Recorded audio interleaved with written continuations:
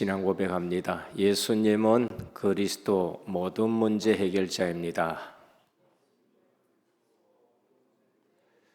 예수 그리스도를 깊이 생각합시다. 오늘 지금 이 자리에 예배 드리는 것이 하나님의 큰 은혜인 줄 믿으시길 바랍니다. 하나님이 우리를 붙들어 주지 아니하면은 한시도 이 자리에 앉을 수가 없습니다. 하나님이 붙들지 아니하면은 우리는 하나님의 일을 할 수도 없고 또 감당할 수도 없습니다. 저는 이번에 비행기 안에서 아픈 것을 한번 겪고 나서 그것을 통해서 많은 것을 다시 한번 생각했는데 그 중에 하나가 하나님이 붙들지 아니하면은 우리가 무엇도 하나 할 수가 없겠구나라는 것을 깨닫고 모든 것이 다시 감사로 바뀌는 것을 보게 됩니다. 평소에 시공간 초월이라는 말씀을 들었지만은 그것을 크게 생각하지 않고 구할 수 있는 그런 것도 없었습니다. 그러나 비행기 안에서 아파 보니까 들었던 말씀이 기도 제목으로 바꿔요. 다시 돌아와야 되는데 2시간 안에 돌아올 수 있느냐? 절대 그게 돌아올 수 있는 시간이 안 됩니다. 뭐라고 기도하느냐? 시공간 초월하는 하나님께서 역사하셔서 다시 빨리 돌아올 수 있게 해달라고 그러기도 하고, 또 여호와는 견고한 망대라 의인은 그리로 달려가 안전함을 얻느니라. 그 말씀이 제게는 정말로 절실하게 여호와의 망대 속으로 들어가는 시간이었습니다. 그러니까 우리가 평소에 말씀 듣는 그것이 실제 현장에서 기도가 되어지고 우리가 할 수 있느냐? 하나도 할 수 없는 그러한 것을 느끼게 됩니다. 하나님만이 참이시다라는 것을 겪어봤습니다. 오늘 또 이 자리에 선 것은 은혜요. 정말로 오늘 이 시간은 또 더없이 또 귀중하고 어제 핵심도 돌아와서 귀한 시간이었습니다. 로마서 주제는 한마디로 하나님의 예수 그리스도, 그러면서 이신득입니다. 우리가 성경 말했을 때는 핵심이 예수 그리스도이십니다. 그런 모든 성경 한 권 한 권을 통해서 우리에게 주시는 말씀은 예수 그리스도이신데, 로마서의 예수 그리스도는 어떤 예수 그리스도시냐? 하나님의 의로 나타나신 예수 그리스도. 이유가 뭔가? 내 의로는 하나님 앞에 절대 설 수 없기 때문에 그렇습니다. 그래서 하나님의 의 되신 예수 그리스도를 보내셨고 우리는 믿음으로 의롭게 된다라는 것을 이신득이라고 우리가 말씀합니다. 로마서를 통해서 기본 신앙을 우리가 반드시 다져지고 다져져야 됩니다. 기본이 되지 않으면은 직분 올라갈수록 더 큰 문제가 오게 되는 겁니다. 목사 되면은 더 큰 문제가 오게 되는 것입니다. 1층 무너지는 거하고 10층 무너지는 거하고는 사건이 다른 사건이 되는 겁니다. 그래서 로마서는 우리에게 이신득이 이것이 완전히 기본 신앙으로서 다져져야 됩니다. 1장은 이방인의 죄, 2장은 유대인의 너희도 죄인이다, 3장은 모두가 죄인이다. 그래서 그리스도 예수 안에서 믿음으로 구원 얻게 된다는 것입니다. 그래서 4장에는 뭔가 예를 들어줍니다. 아브라함을 봐라라는 것입니다. 아브라함이 4장에서 믿음으로 구원 얻는 대표적인 인물이라는 것을 말합니다. 그래서 지난주에 결론에 제가 먼저 말씀드렸습니다. 믿음이 자산이 되어야 된다. 믿음이 자산이 됩니다. 돈이 자산이 아닙니다. 문제 사건 생기면 돈은 일시에 없어집니다. 이번에도 돈이 아니에요. 이코노믹 타고 가다가 돌아올 때는 돈이 아니에요. 비즈니스 타야 돼요. 이처럼 우리의 돈이 아니라 뭐가 자산이냐? 믿음이 자산이 되는 거예요. 정말로 믿음이 있으면은 부자입니다. 근데 믿음 없으면은 갖고 있는데도 돈의 종이 되어 있는 것을 볼 수가 있는 것입니다. 그래서 유대인이 가장 존경하는 인물이 누구냐? 아브라함이에요. 유대인이 가장 존경하는 인물이 누구냐? 다윗입니다. 모세도 모세지만은 그래서 신약 성경 마태복음 1장 1절에 보면은 누구를 내세우느냐? 아브라함과 다윗을 내세우는 것입니다. 오늘 또 사도 바울은 아브라함하고 다윗을 내세워서 그 믿음에 대해서 말씀을 합니다. 그래서 유대인이 제일 존경하는 인물이 아브라함인데 얼마만큼 존경하느냐? 죽으면은 우리는 아브라함 품에 가는 것이 소원일 정도예요. 그래서 누가복음 16장 19절에서 31절에 보면은 그들이 가지고 있는 그 소원을 대로 거지 나사로가 죽어서 누구 품에 안기느냐? 아브라함 품에 딱 안기는 거. 그것이 그 유대인들이 죽으면은 가장 소원이 아브라함 품에 안기는 거. 그게 천국에서 누려진다는 것을 가지고 말씀하는 것입니다. 그래서 아브라함은 우상 동네 속에 있다가 빠져나왔는데 하나님이 건져내셨다. 이것이 아브라함의 노력이냐? 그것이 믿음으로 된 것이냐? 그걸 지금 말씀하는 겁니다. 아브라함 봐라. 아브라함에게 있는 그 문제가 아브라함의 노력으로 해결됐느냐? 믿음으로 해결됐느냐? 가나안에 도착해서 또 불신앙 빠져가지고 애굽에 내려갔는데 하나님의 은혜로 올라왔느냐? 아브라함이 발버둥 쳐가지고 올라왔느냐? 언약이 회복될 때 하나님이 육신적 것까지 다 축복하셨다.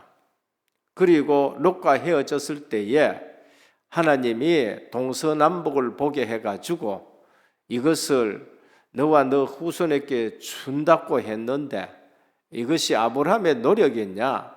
하나님이 믿음을 심은 것이냐? 이걸 지금 말씀합니다.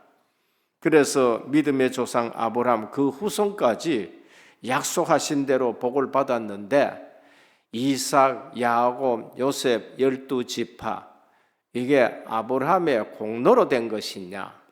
믿음으로 된 것이냐? 이제 이 말씀을 하는 겁니다. 그래서 모르니까 예를 들어서 그렇게 말씀을 하는 겁니다. 믿음의 반대말은 뭔가? 공로입니다. 공로로 됐느냐?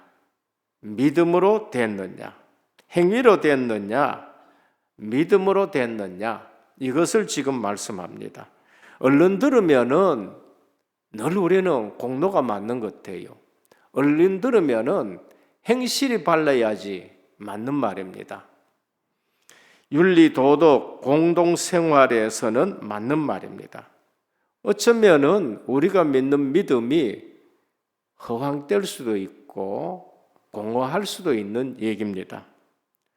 그래서 자칫 불신앙에 빠지게 되는 것입니다. 하나님은 우리를 구원하시려고 그리스도를 보내서 믿게 하시는 겁니다. 왜? 우리 공로 가지고는 절대 구원받을 수가 없어요. 이것은 밥 퍼주는 것을 할 수 없다 그런 말이 아닙니다. 그걸로서 구원받을 수가 없는 겁니다. 우리는 뭐 착한 일 할 수 없다 그 말이 아닙니다. 그래서 성도들이나 기독교인들이 정말로 복음이 뭔지를 알아야 되고 믿음이 뭔지를 알아야 되는 것입니다. 그래서 우리의 노력이 아니라 하나님의 의되신 그리스도가 나타나셨다는 것을 말합니다. 믿음이냐 행함이냐는 교회사에 늘 싸움입니다. 어느 날 행함이 강조되고 어느 날 바르게 살아야 된다는 것이 강조되어야 되고 어느 날 또다시 오직 믿음이다 이제 이렇게 되는 거야. 그래서 내공론냐 하나님의 의인 그리스도냐 율법이냐 복음이냐 종교냐 믿음이냐 이제 이것을 지금 말씀하는 겁니다. 그래서 오늘 사도 바울이 그러면은 성경을 봐라 라고 지금 말씀합니다. 그것이 3절입니다. 아브라함이 믿음으로 의롭다 함을 얻지 아니하였느냐 라는 것을 말씀합니다. 첫 번째입니다. 그러면 성경은 무엇을 말씀하느냐 라는 것을 우리가 기억해야 됩니다. 유대인들은 성경을 가지고 있지만 성경에서 중요하게 말씀하는 것을 놓쳐버리고 다른 것을 붙든 것입니다. 그래서 주님이 오셔가지고 요한복음 5장 39절에 너희가 성경에서 영생을 얻는 줄 알고 이 성경을 상고하거니와 이 성경이 내게 대해서 기록했다라고 말씀합니다. 성경은 그리스도에 대해서 말씀하셨고 하나님의 의에 대해서 말씀하셨는데 그것만 빼고 유대인들은 다 잡은 것이에요. 그것만 빼고 오늘도 우리 신앙생활에서 그리스도만 빼고 열심히 하고 그리스도만 빼고 충성하고 그리스도만 빼고 교회 왔다 갔다 하고 그리스도는 놓치고 모든 신앙생활 하는 것 그게 유대인의 신앙생활하고 같은 것입니다. 유대인들은 하나님의 말씀을 거룩하게 생각하고 있습니다. 유대인들은 하나님의 말씀 받은 것을 자랑하게 합니다. 유대인들은 선민인 것을 굉장히 자부심을 갖고 있습니다. 유대인들은 11조도 하고 금식기도도 하고 구제도 하고 다 하고 있습니다. 하지만 성경 말씀을 정확하게 알지는 못했습니다. 중요한 것을 알지 못했습니다. 그리스도의 의를 놓쳐버린 것입니다. 오히려 장로들의 유전은 더 굳게 잡아버렸어요. 하나님의 말씀, 하나님이 중요하게 생각하는 그리스도의 의는 놓치고 장로들의 유전, 율법을 지키기 위해서 다시 장로들이 만든 규례라든지 이런 것을 더 중요하게 여긴 것입니다. 그래서 주님이 오셔서 장로들의 유전에 하나님의 말씀을 어기도록 만들고 있다는 것입니다. 예를 들어서 고르반입니다. 이거 하나님께 바침이 됐어. 그러면은 부모님에게 효도 안 해도 된다는 거예요. 이거 하나님께 바쳐봤으니까 뭐 부모님한테 안 드려도 된다. 그러고는 부모님께도 안 드리고 그 다음에 하나님께도 안 드리고 그러면은 장로들의 유전으로 고르반을 지키는데 장로들의 유전은 지키면서 하나님 사랑, 부모 사랑, 이웃 사랑하는 계명은 너희가 무시했다. 그러니까 장로들의 유전을 가지고 하나님의 말씀을 어겼다는 것을 지금 말씀하는 겁니다. 거대한 무지와 오해에 빠지게 됐다. 마태복음 22장 29절입니다. 너희가 성경도 하나님의 능력도 알지 못하는 거로 오해했다. 성경을 가지고 자꾸 오해하는 신앙생활을 하고 있다고 주님이 말씀하셨습니다. 로마서 10장 2절에도 사도 바울은 내가 증언하노니 그들이 하나님께 열심히 있었으나 올바른 지식을 따른 것이 아니니라. 하나님의 의를 모르고 자기 의를 세우려고 힘써 하나님의 의에 복종치 아니하였음이니라. 자기 의를 가지고 열심히 뭐 해보냐? 하나님의 의에 복종치 않는다는 거예요. 이것이 유대인들의 가장 큰 실수였습니다. 하나님께 열심히 있다 했는데 그 열심이 올바른 지식에 따르지 않았다. 성경에서 말씀하는 그 신앙을 따르지 않는 열심으로 오히려 하나님의 의는 놓치고 자기 의로 신앙생활했다는 것을 말씀합니다. 그래서 우리는 강단으로부터 선포되는 말씀, 그리고 새벽에 늘 성경 읽는 거, 그리고 저녁에 성경 읽는 거, 성경에서 중요하게 생각하는 것을 중요하게 생각해야 되고 하나님이 중요하게 생각하는 것을 중요하게 생각해야 됩니다. 유대인뿐만이 아니에요. 초대교회가 250년 만에 로마 복음화를 했습니다. 그런데 이 초대교회가 어느 날 중세교회로 바뀝니다.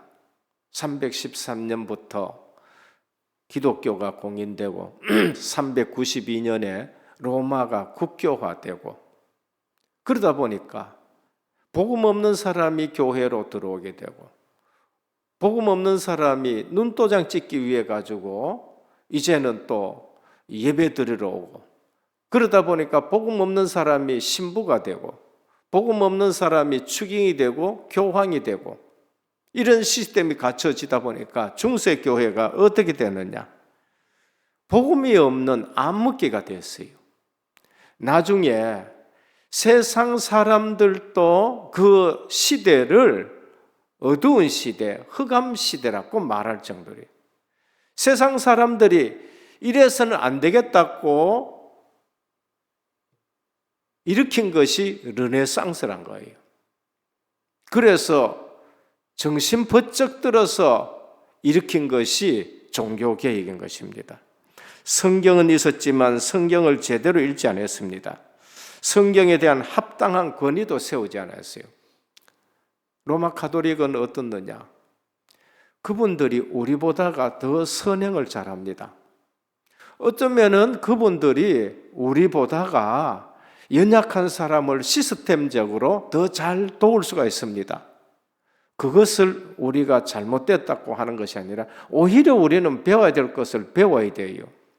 그런데 진리에 있어 가지고는 어떻느냐?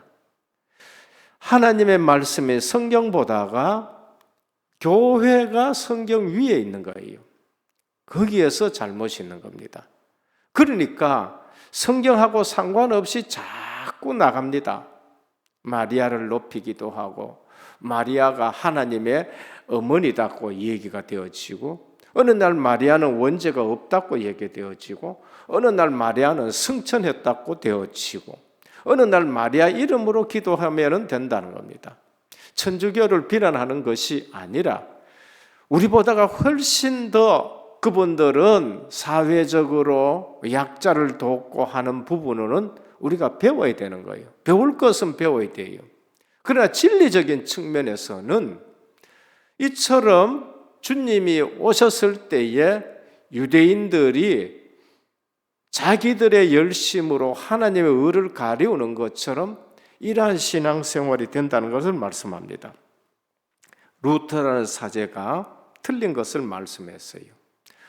아니, 믿음으로 의롭게 된다 했는데 어떻게 헌금을 해가지고 그 영혼이 올라가게 되고 어떻게 고행으로 그것이 해결될 수 있느냐? 루터라는 사람은 성격 자체가 투사적인 사람이 아닙니다. 전사가 아니에요. 그렇게 용기 있는 사람 아닙니다. 근데 루터를 루터답게 만든 것은 뭐냐? 하나님의 말씀 붙드는 거예요. 하나님의 말씀을 붙드니까 하나님이 루터를 사용하시는 겁니다. 원래 종교개혁하려는 인물이 아니고 이것이 틀렸지 않느냐고 아무리 생각해도 말씀 앞에 양심으로 틀렸지 않느냐고 95개 틀린 것을 그냥 교회 문 밖에 붙여놨는데 그게 도화선이 된 거예요. 그러니까 하나님의 말씀을 붙드니까 하나님이 루터를 사용하게 되는 것이고, 거기에다가 칼빈 목사님을 또 붙여가지고 신학을 정립하게 되는 것입니다. 오늘 하나님의 말씀인 성경이 성경으로 제대로 인정받도록 우리는 성경의 권위를 높여야 되는 거예요. 교회 와서 성경 말씀대로 성경이 중요하게 생각하는 걸 우리 중요하게 생각하고, 하나님이 기뻐하시는 것을 우리가 붙잡고 일을 해야 되는 겁니다. 성경만이 이 땅에 인간에게 주신 유일무이한 법칙인 것입니다. 성경은 정확무오한 판단의 기준이 되는 것이에요. 그래서 중직자 세울 때에 12신조 가지고 묻습니다. 12신조의 제일 첫 번째 나오는 게 뭔가? 신구약 성경은 하나님의 말씀으로 신앙과 본분에 대하여 정확무오한 유일한 법칙으로 믿습니까? 그래요. 그러니까 중직자 세울 때에 유일무이한 법칙은 성경밖에 없다는 것을 먼저 선서하게 하고 중직자를 세우는 것입니다. 이 땅의 모든 판단의 기준은 유일무이한 성경이라는 것을 말씀합니다. 그래서 우리 신앙생활할 때 내 의를 자꾸 나타내지 말아야 돼요. 내 의를 내려놔야 돼요. 하나님의 말씀이 맞는 것이다. 하나님의 말씀을 붙들고 살아야 되는 거예요. 우리는 내 주장 자꾸 당회 때나 재직회 때나 그 다음에 전도회 때나 내 주장을 내세우지 말고 하나님의 말씀을 가지고, 그래서 갈라디아 2장 20절 내가 그리스도와 함께 십자가에 못 박혀 죽었나니 그런즉 이제는 내가 산 것이 아니에요 내 속에 예수 그리스도께서 사신 삶이라고. 주님이 주인 되게 하시기를 축원합니다. 주님이 주인 되면은 그것만큼 편한 게 없어요. 걱정하고 염려할 필요가 없어요. 누가 이렇다 저렇다, 저 사람이 저렇다, 우리가 대안 내줄 수 있습니까? 없어요.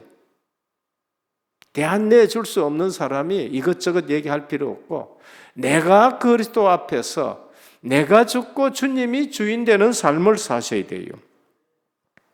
이 땅의 모든 판단의 유일무이한 기준이 성경이다. 성경은 완벽하게 우리에게 빛과 진리 가운데로 인도하십니다. 그래서 우리는 내 삶이 하나님 앞에서 살지 아니하면은 무서운 것이라는 것을 아셔야 됩니다. 사회나 교회에 무리기를 일으키는 사람들은 성경 말씀을 묵상하지 않는 것입니다. 성경 말씀을 묵상하면은 우리는 하나님이 두려워지게 되는 것입니다. 시편 19편 8절에 여호와의 교훈은 정직하여 마음을 기쁘게 하고 여호와의 계명은 순결하여 눈을 밝게 하도다. 하나님의 말씀은 정직하게 써서 우리의 마음이 기뻐지게 되는 것이고, 하나님의 말씀을 우리가 계명을 순결하기 때문에 그 말씀을 묵상하면 우리의 눈이 밝아져요. 여러분, 누가 지혜로운지를 압니까? 하나님 편에 서서 생각하는 것이 지혜로운 사람이에요. 누가 미련한지 아냐? 내 편에 서가지고 내 주장하는 사람이 그게 미련한 사람 중에 미련한 사람인 겁니다.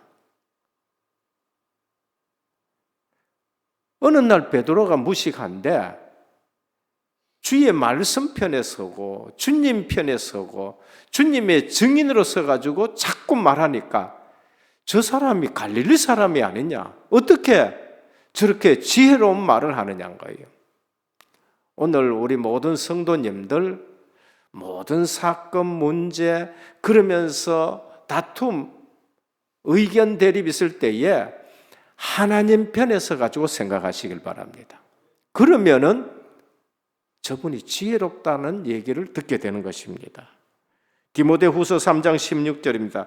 모든 성경은 하나님의 감동으로 된 것으로 교훈과 책망과 바르게 함과 의로 교육하게 유의하니 이는 하나님의 사람으로 온전하게 하며 선한 일을 행하기에 온전하게 하려 함이라 그랬어요. 오늘 성경이 뭐를 말하느냐? 사도 바울이 유대인들에게 성경이 뭐를 말하느냐? 아브라함이 믿음으로 어렵다 함을 받지 아니하였느냐? 둘째입니다. 의신득이 원리가 행복의 원리다. 의신득이 원리가, 이신득이 원리가, 이신득이 원리가. 믿음으로 의롭다 하는 원리가 행복의 원리입니다. 여러분 믿음 없으면 행복합니까? 아니에요. 저는 예수가 그리스도라는 이 신앙 고백이 믿음이 될 때에 진정한 행복이 왔어요. 아무리 내가 신앙생활을 한다 해도 그리스도로 답이 나지 않고 전도 선교에 답이 나지 않으니까 딱 2% 모자라는 신앙생활. 뭔가 내가 신앙생활 하는데 이게 뭔가 지금 부족한 게 2%딱 부족하더라니까요. 어느 날 하나님이 주시는 믿음, 주는 그리스도시요 살아계신 하나님의 아들, 인생 모든 문제 끝. 그렇구나. 그날 얼마나 기뻐서 눈물이 나는지 하루 종일 울었다니까요. 왜? 그리스도가 내 모든 문제 해결했구나. 예전의 신앙생활에는 예수님이 내 모든 문제 해결한 걸로 결론이 안 났어요. 근데 그 결론에 나르니까 모든 무거운 짐이 다 벗겨지는 거 있죠. 내가 져야 될 짐은 하나도 없다는 겁니다. 그리고 전도가 되어지는 거. 그게 너무너무 신기하고 감사한 거 있죠. 이신득이의 원리 아니면은 행복 없습니다. 늘 내가 무거운 짐을 져야 돼요. 이게 안 되면은 죄가 저주의 통로가 되는 거예요. 죄가 저주의 통로가 되는 거예요. 사도 바울은 오늘 행복을 이신득이의 원리를 인간의 행복 문제로 연결시킵니다. 그게 6절입니다. 6절에 뭐라고 하느냐? 일한 것이 없이 하나님께 의로 여기심을 받는 사람은 복에 대하여 다윗이 말한 바 행복에 대하여, 전의 성경은 행복에 대하여 불법의 사함을 받고 죄가 가려짐을 받는 사람은 행복하고 주께서 그 죄를 인정하지 아니하는 사람은 복이 있도다. 뭡니까? 이신득이라야 우리에게 복이 있다는 겁니다. 이신득이라야 우리에게 행복이 있다는 것을 말씀합니다. 사도 바울은 그리스도 만나기 전에 그걸 절실하게 결심해, 절실하게 느꼈습니다. 최고의 학문 헬라 철학을 마스터했습니다. 최고의 율법학자 가말리알 문화생으로서 율법을 마스터했습니다. 혈통으로는 히브리인 중에 히브리요, 바리새인 중에 바리새인입니다. 그리고 태어나면서부터 로마 시민권을 가졌어요. 이방인이 봐도 부러워하는 사람이에요. 유대인들이 봐도 부러워할 정도의 모든 것을 다 갖췄습니다. 그런데 바울이 행복했느냐? 행복하지 않았다는 거예요. 늘 영적 문제가 있었고 오히려 사람을 죽이는 일을 했고, 그래서 오늘도 다윗이 이신득이로 행복했지 않느냐? 다윗 왕도 모든 것을 다 가졌어요. 그런데 다윗 왕이 실수한 거, 그거 믿음으로 해결되지 다른 걸로 해결되지 않았다. 거기에 걸려 있었을 때 다윗이 행복했느냐? 눈물이 침상을 썩도록 회개하지 않았느냐? 그 이후에 다윗이 행복한 것이 아니냐? 하나님 앞에 의롭다함을 얻은 것이 그게 행복하지 않았느냐? 아브라함을 들어서 예를 들었고 오늘 다윗을 들어가지고 이 신득의 원리가 행복이 아니냐라고 말씀합니다. 그래서 6절에 보면은 오늘 또 일할 것이 없이 하나님께 의로 여기심을 받은 사람이 행복에 대해서 말씀하고 있는 것입니다. 주께서 그 죄를 인정하지 아니하실 사람은 행복하다. 왕이었고 시인이었고 음악가였고 장군이었고 300% 전문성을 갖고 있었지만은 죄 문제로 행복하지 않았었고 이신득이로 다윗이 행복했다는 것을 말해야 합니다. 다윗이 시편 51편에 이렇게 말씀합니다. 하나님이여 주의 인자를 따라 내게 은혜를 베푸시며 주의 많은 긍휼을 따라 내 죄악을 도말하여 주옵소서. 물론 나는 내 죄가를 아오니 내 죄가 항상 내 앞에 있나이다. 우슬초로 나를 정결케 하소서. 우슬초가 뭔지 압니까? 6월절 어린 양 잡아서 문설지 피 바를 때에 우슬초라는 것을 솔로 만들어서 우슬초 풀입니다. 그걸 솔 대신해서 그걸 바르는 거, 그게 우슬초예요. 다윗이 그 6월절 날 그 우슬초를 우슬초로 나를 정결케 하소서. 그리스도의 피를 말하는 겁니다. 내가 정하리다. 나의 죄를 씻어주소서. 내가 눈보다 희리이다. 그리스도의 피공로를 알고 있는 다윗입니다. 11절 뭘 합니까? 주의 성령을 내게서 거두지 마소서. 주의 성령을 내게서 거두지 마소서. 다윗은 압니다. 성령이 아니면 내가 하나님의 일을 할 수 없다는 거예요. 구약 성경에요. 성령이 임한 사람은 하나님의 일을 하고 성령이 떠나가면은 사울처럼 비참해지고 삼손처럼 쇠고랑 차고 눈 빼이고 맷돌 돌리는 것이 성령 떠나간 사람들의 모습입니다. 그래서 주님이 오직 성령이 너희에게 임하시면 너희가 권능을 받고 하나님의 나라를 일을 하라는 걸 말씀합니다.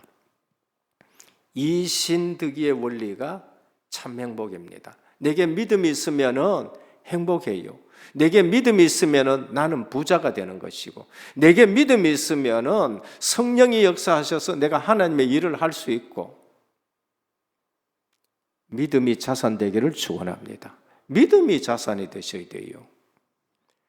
9절 그런즉 이 행복이 할례자에게냐 무할례자에게느냐. 이 행복이 이신득이가 할례자에게냐 무할례자냐. 할례를 받아서 왔는 것이냐 무할례 때 그게 왔는 것이냐는 거예요. 아브라함이 믿음으로 의롭다는 것은 할례를 받아가지고 믿음으로 의롭담을 받았느냐 아니면은 할례 안 받았을 때에 믿음으로 의롭담을 받았느냐 이 말씀입니다. 아브라함은 할례 받기 전에 믿음으로 의롭담을 받은 거예요. 그럼 할례는 뭐냐? 믿음으로 의롭다 함을 받은 인침으로 우리에게 주는 것이라는 거예요.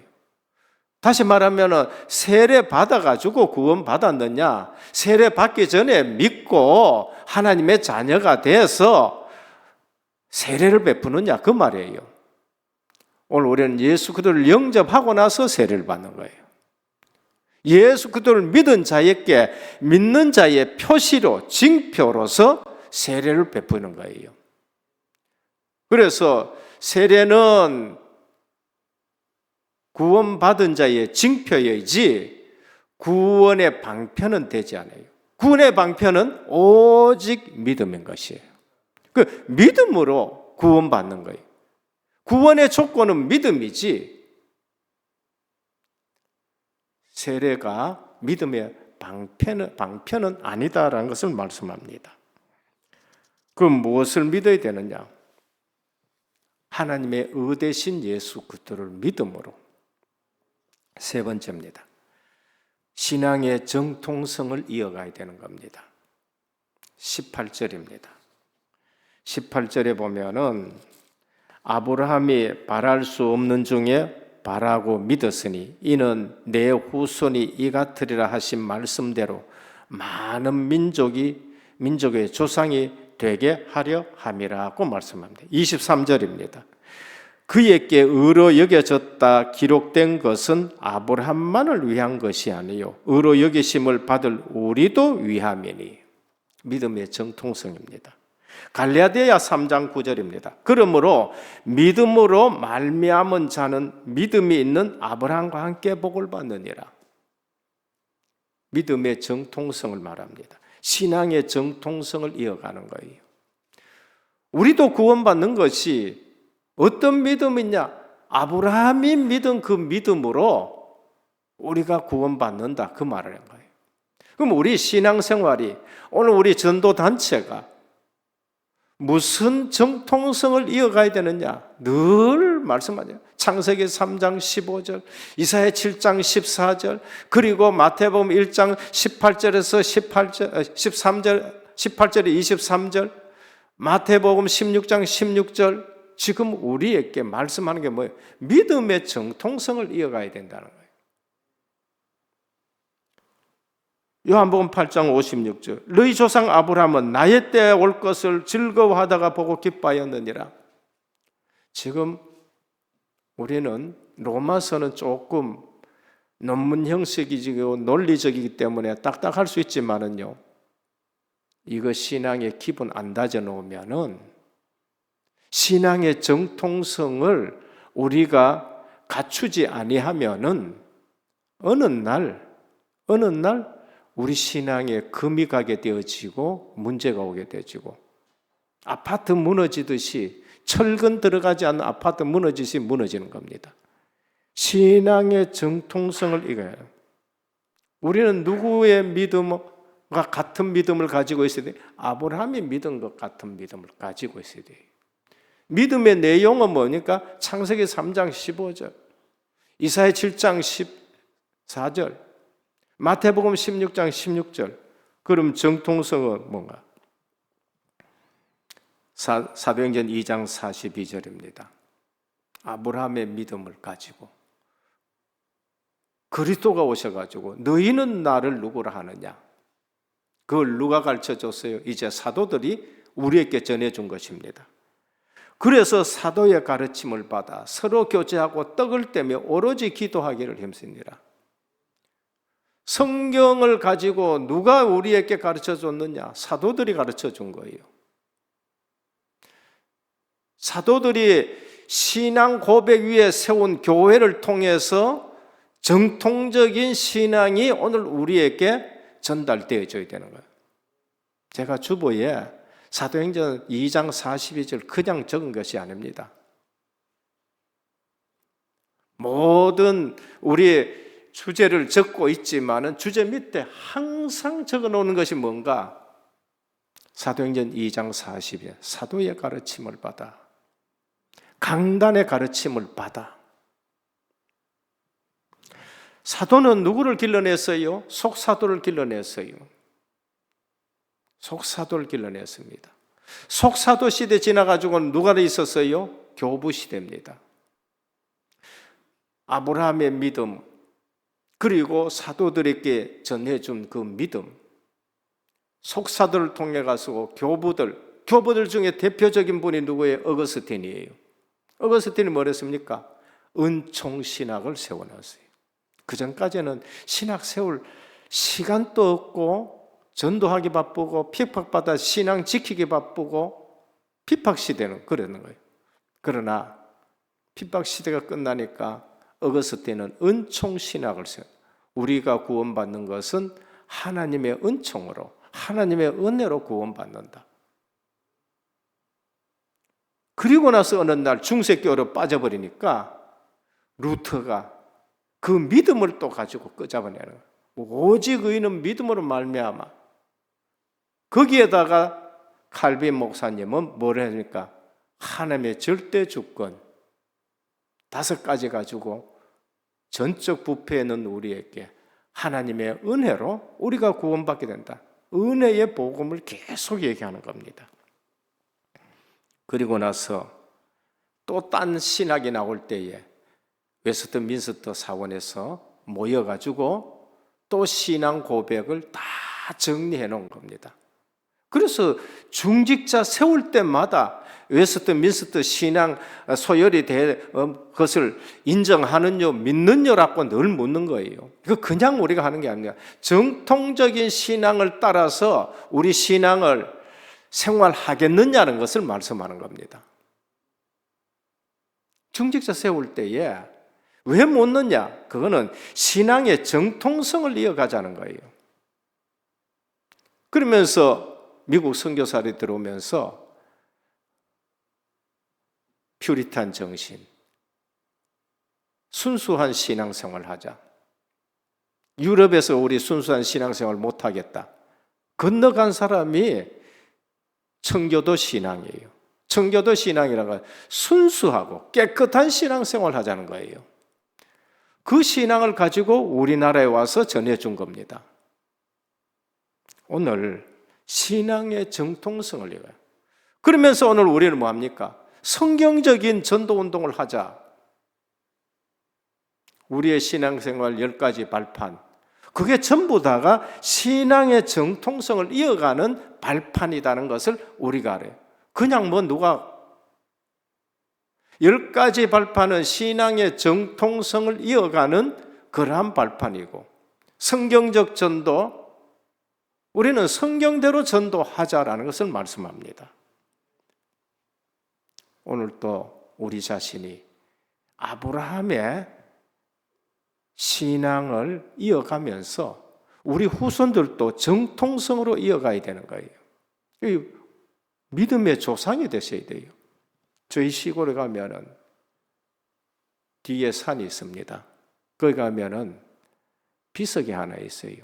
증조부 비석입니다. 뭐라고 적혀 있느냐? 기독신조 박봉용한 지묘, 이렇게 되어 있습니다. 뭐예요? 기독신조예요.